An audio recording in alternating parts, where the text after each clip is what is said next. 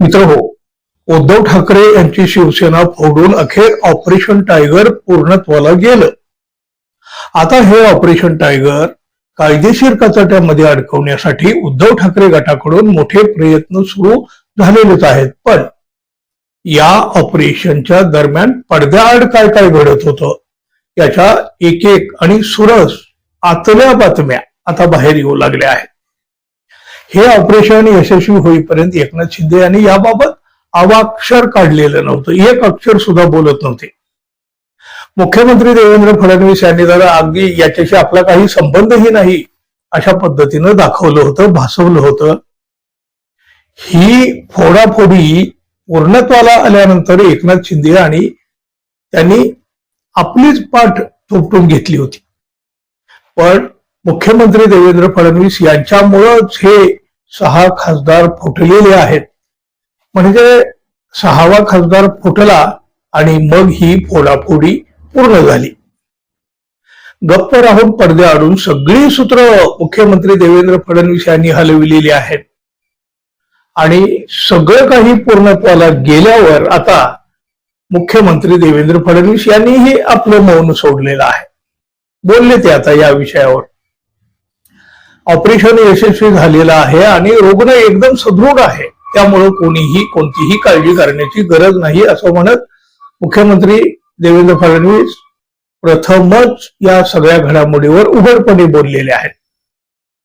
कारण ऑपरेशन टायगरचे हे तर ठरलेलंच होतं, पण उद्धव ठाकरे शिवसेनेतून फुटणाऱ्या खासदारांना भाजपामध्ये घ्यायचं की मग शिंदे गटात पाठवायचं हेच ठरत नव्हतं. आणि त्यामुळं मुख्यमंत्र्यांनी या सगळ्याबाबत आता मौन बाळगलेलं दिसून आलेलं होतं. खासदार फोडाफोडीची ही घटना प्रत्यक्षात जरी आता घडलेली असली तरी विधानसभा निवडणुकीच्या निकालापासून या घडामोडी सुरू झालेल्या होत्या. भाजपच्या वरिष्ठ नेतृत्वाकडून जानेवारी 26 मध्ये याचा गंभीरपणे विचार सुरू झाला. या खासदारांना फोडण्यासाठी उपमुख्यमंत्री एकनाथ शिंदे कमीत कमी 5-6 वेळा दिल्लीला गेले. पण या खासदारांना भाजपामध्ये प्रवेश द्यायचा की त्यांना शिंदे गटामध्ये पाठवायचं याचा निर्णय होत नव्हता. त्यामुळं ही फोडाफोडी लांबणीवर पडलेली होती.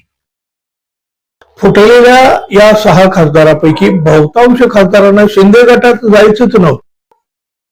भारतीय जनता पक्षात प्रवेश करण्याची त्यांची इच्छा होती, पण देवेंद्र फडणवीस यांना हे मान्य नव्हतं.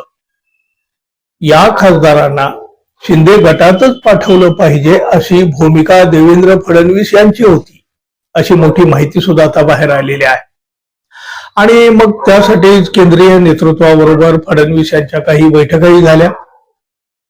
बराच काथ्याकूट झाल्यानंतर एप्रिल महिन्यामध्ये या फोडाफोडीसाठी केंद्रीय नेतृत्वानं एकनाथ शिंदे यांना हिरवा कंदील दाखवला. पण यातील बहुसंख्य खासदारांची शिंदे गटामध्ये जाण्याची इच्छाच नव्हती. शिंदे यांनी प्रयत्न करून 5 खासदारांची मनं वळवली, पण 6वा खासदार तयार झाल्याशिवाय हे ऑपरेशन पूर्णत्वाला जातच नव्हतं.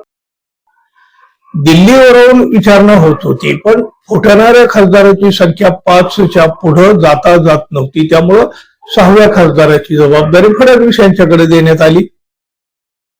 6वा खासदार फोडण्यासाठी देवेंद्र फडणवीस मैदानात उतरले आणि त्यांनी 6व्या खासदाराला अखेर तयार केलं.